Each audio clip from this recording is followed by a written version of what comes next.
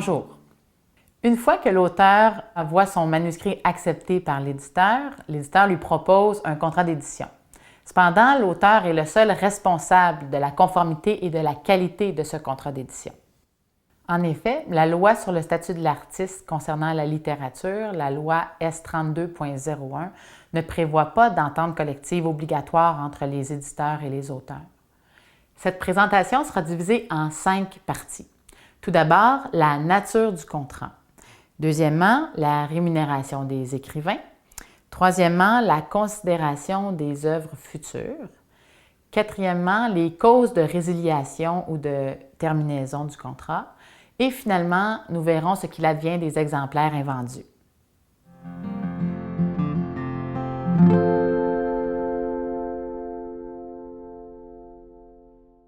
Quelle nature peut prendre mon contrat d'édition?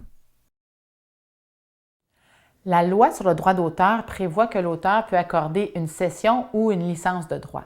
La terminologie a peu d'impact. L'important est que les droits accordés soient accordés de façon restreinte. L'important pour l'éditeur est que les droits accordés soient accordés à titre exclusif. Ainsi, il peut exploiter le tout à sa guise. Attention! Certains contrats utilisent le terme cession et le terme licence. L'important est d'harmoniser les termes dans un même contrat, puisque le but du contrat est que les relations entre l'éditeur et l'auteur soient claires. Donc, que ce soit le mot cession ou licence, il faut que le même terme soit utilisé partout dans le contrat. Quelle limite à la cession ou à la licence puis-je prévoir à mon contrat d'édition? La licence ou la cession au contrat d'édition sera limitée à 4 niveaux. Tout d'abord, le type d'exploitation. Deuxièmement, la durée. Troisièmement, le territoire et par conséquent, la langue. L'élément d'exclusivité ou non va de soi en édition. La licence sera toujours exclusive. La licence d'édition doit prévoir les droits d'exploitation accordés à l'éditeur. Tout ça doit être fait de façon claire. En fait, on imagine les droits sur une œuvre un peu comme une tarte. L'auteur va accorder une pointe de tarte à l'éditeur, par exemple les droits de reproduction, les droits d'édition, les droits de distribution. Cependant, il y a d'autres droits que l'éditeur pourrait vouloir, comme les droits d'adaptation cinématographique ou les droits de traduction dans d'autres langues. Alors, la question se pose, qui est le plus à même de bien exploiter l'œuvre? Dans certains cas, ce sera l'éditeur, dans d'autres, l'auteur ou dans d'autres, l'agent. Certaines des licences prévoient qu'on accorde les droits d'exploitation à venir à l'éditeur. Ce genre de clause est particulièrement risqué à l'ère où les progrès technologiques vont à une vitesse folle. Nous recommandons de limiter les droits d'exploitation aux usages qu'on connaît. Plus le contrat de licence est court, plus cela est avantageux pour l'auteur. Souvent, l'éditeur demandera un contrat de longue durée, même jusqu'à un contrat pour la durée totale du droit d'auteur. Cela équivaut jusqu'à 50 ans après le décès de l'auteur. Dans la pratique, on voit des contrats d'une durée de 5 à 10 ans. Cette durée est suffisante pour l'éditeur pour effectuer toutes les exploitations qu'il visait. Pour une licence d'édition en français, on accordera les droits pour un territoire canadien et souvent pour les pays francophones. Pour des droits de traduction en toute langue, on accordera en toute cohérence les droits pour tous les territoires, une exclusivité sur le monde entier. L'important est la cohérence entre la langue et le territoire. Le tout afin d'optimiser la diffusion de l'œuvre.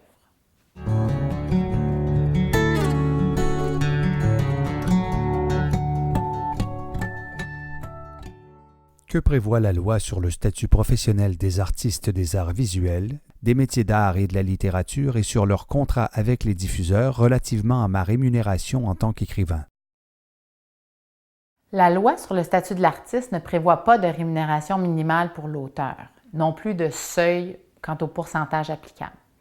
C'est donc à l'auteur de négocier dans son contrat avec l'éditeur la rémunération qui lui sera attribuée. Cela relève surtout de l'usage.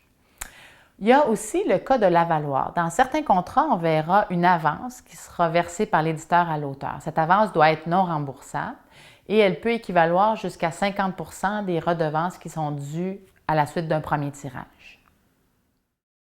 À quelle fréquence ai-je droit au relevé des ventes et au versement de redevances? La reddition de compte doit être faite par l'éditeur au minimum une fois par année, au sens de l'article 38 de la Loi sur le statut de l'artiste. Il est donc illégal de prévoir une reddition de compte qui soit moins fréquente qu'une fois par année. La Loi sur le statut de l'artiste, dans cette disposition, a préséance sur tout article contraire prévu à un contrat d'édition. Quelles informations devrais-je retrouver sur le rapport de vente? Il n'y a pas de forme obligatoire pour le rapport pour la reddition de compte. C'est ce qui fait que dans le milieu de l'édition, ils sont très variables, leur contenu est très variable. L'important est que l'information qui y est soit juste, claire et exhaustive. Pour être en mesure de pouvoir vérifier l'application du contrat et s'assurer de la conformité du rapport, certaines informations doivent apparaître au rapport. Par exemple, le tirage, le nombre d'exemplaires pour chacun des formats, le nombre d'exemplaires exempts de redevance, par exemple pour les exemplaires à titre gratuit, le nombre d'exemplaires restants en entrepôt, la vente de droits à l'étranger. Ce type d'information est nécessaire pour assurer la conformité entre le rapport et le contrat. La Loi sur le statut de l'artiste prévoit qu'un compte distinct doit être envoyé par l'éditeur à l'auteur pour chacun des contrats. Aussi, la loi prévoit la possibilité pour l'auteur ou pour quelqu'un qu'il pourra désigner d'effectuer la vérification des aspects comptables de son œuvre. Dans le contrat, l'auteur peut prévoir aussi que ses frais de comptabilité seront remboursés par l'éditeur si une erreur est trouvée de 5 % ou plus entre les comptes déclarés et les comptes vérifiés. À quelle part de redevance puis-je m'attendre? Au Québec, la norme en matière de redevance payable est de 10 % du prix de vente au détail. On voit aussi dans les contrats d'édition souvent des clauses escalatoires. La clause escalatoire est celle selon laquelle le taux de redevance payable est augmenté selon le nombre d'exemplaires vendus. Pour plus de détails quant à cette norme, référez-vous au guide. Il est primordial que la redevance s'applique sur le prix de vente au détail hors taxe en librairie. Toute autre expression utilisée sera nécessairement moins avantageuse pour l'auteur. On pense entre autres à l'expression prix de catalogue, prix de vente au libraire, prix de distribution. A fortiori, il faut éviter toute application des redevances sur des recettes nettes, parce qu'alors les exclusions du calcul seront à la discrétion de l'éditeur entièrement. Pour les autres exploitations faites par l'éditeur, on pense entre autres aux droits de reprographie ou pour les ventes de droits à des tiers, normalement, on prévoira au contrat un partage de redevances 50-50. Il est possible aussi de prévoir que si des droits sont vendus du fait du travail de l'auteur, un pourcentage plus élevé lui sera accordé. Est-ce que des redevances me sont payables sur chacun des exemplaires? Il est normal que certains exemplaires de livres soient exempts de redevance. On pense ici aux exemplaires remis gratuitement à l'auteur, à ceux remis pour fin de service de presse ou à ceux qui sont abîmés ou détruits. L'important est de plafonner au sein du contrat la remise d'exemplaires gratuits afin d'assurer un bon suivi par l'auteur de tous ces exemplaires sur lesquels les redevances ne s'appliquent pas. En raison des retours en librairie, il arrive que la reddition de compte ne soit pas conforme aux ventes réelles. C'est pourquoi les éditeurs prévoient leur contrat d'édition la possibilité de compenser les sommes dues avec les retours en librairie. Cependant, il nous apparaît abusif que certains éditeurs prévoient l'obligation pour l'auteur de rembourser des sommes déjà versées. Pour les mêmes raisons, certains éditeurs prévoient à leur contrat une possibilité de retenue de redevance, de réserve. Nous croyons que cette réserve devrait être plafonnée à 10 % et d'une durée maximum d'1 an. Plus que ça, on considère que c'est une marge d'erreur qui devrait être imputable uniquement à l'éditeur.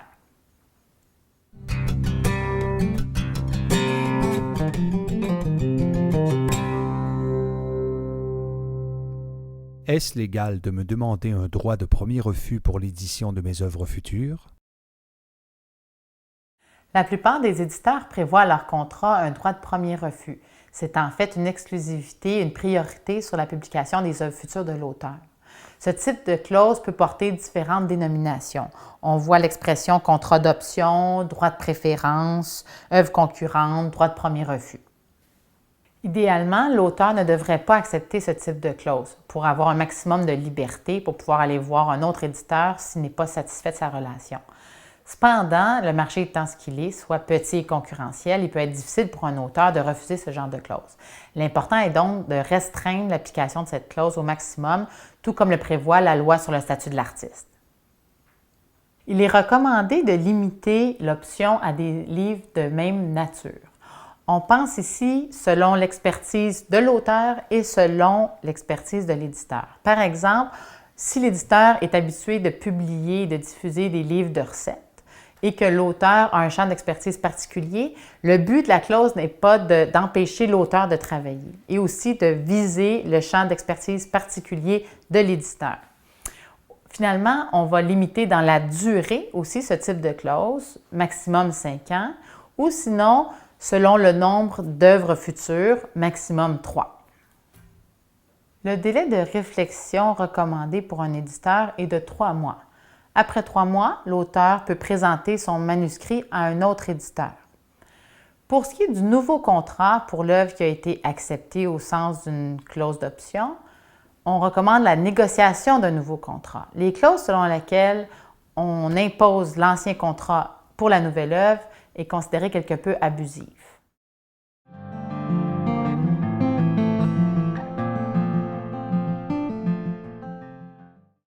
Quand et comment puis-je résilier mon contrat d'édition? Si la nature même du contrat est circonscrite de façon acceptable, alors la durée du contrat sera d'une durée raisonnable.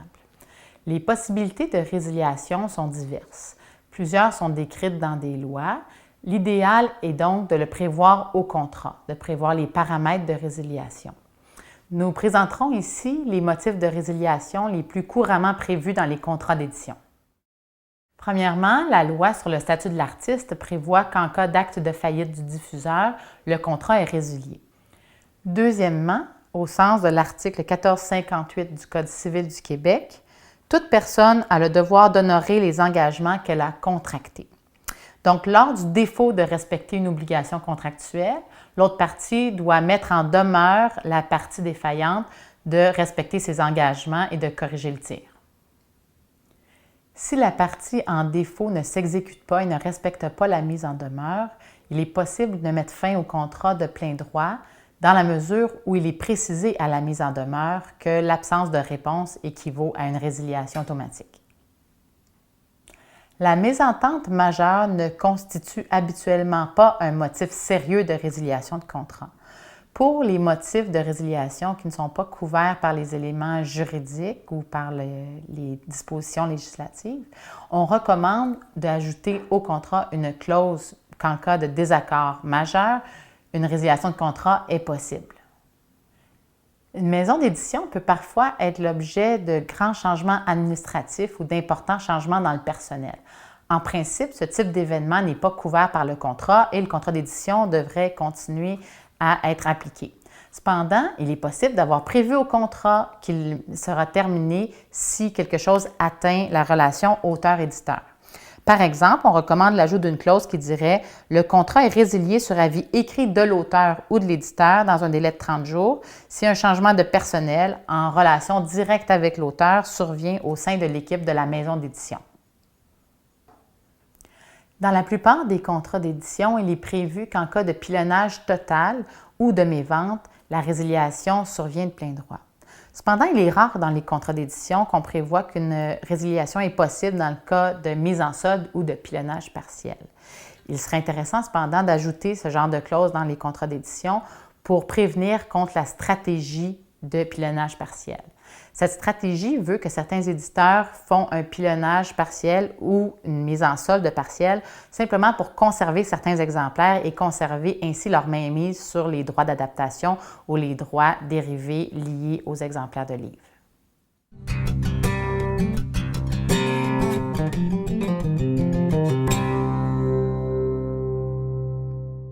Qu'arrive-t-il lorsque les ventes d'exemplaires d'une œuvre diminuent?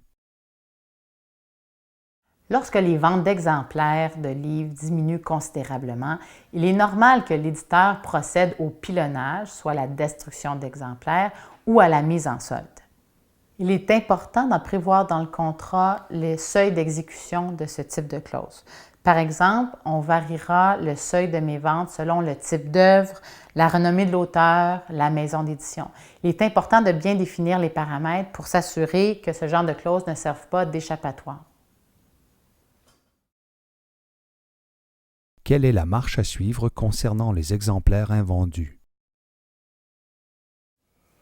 En situation de mévente, le contrat devrait prévoir que l'éditeur doit aviser par écrit au moins 30 jours avant d'effectuer un quelconque pilonnage ou mise en solde. Il doit aviser l'auteur et lui donner un rapport complet des activités depuis le dernier rapport de vente qui a été émis. Le contrat devrait prévoir les conditions de rachat d'exemplaires par l'auteur. Par exemple, on verra souvent une clause par rapport au prix qui prévoit que l'éditeur doit offrir à l'auteur de racheter des exemplaires à 13 % du plus bas prix de vente au détail. L'auteur doit alors accuser réception de cet avis et informer l'éditeur qu'il est intéressé à racheter des exemplaires. Si l'auteur désire acheter des exemplaires, il faudra prévoir dans un contrat une entente à part les conditions de cette transaction. Entre autres, il est important de prévoir que les frais de livraison seront idéalement à la charge de l'éditeur. Nous recommandons de prévoir au contrat d'édition la possibilité de mise en solde par l'éditeur, mais seulement à la suite d'une entente de gré à gré entre l'auteur et l'éditeur pour la fixation du prix de vente de ces exemplaires. Aussi, il serait intéressant de prévoir au contrat d'édition que des redevances s'appliquent sur ce prix de solde. Qu'advient-il des exemplaires défectueux? Idéalement, on aura prévu au contrat la situation des exemplaires défectueux. Qu'advient-il de ceux-ci? Normalement, l'éditeur aura le droit de les pilonner à la suite d'un avis écrit à l'auteur. Aussi, il faut régler la situation des redevances. Est-ce que des exemplaires défectueux se verront attribuer une redevance payable à l'auteur? C'est à prévoir au contrat. Donc, pour l'application de ces conseils, nous vous référons au guide sur la méthodologie de négociation de contrat et au guide sur les droits numériques. Merci, au revoir.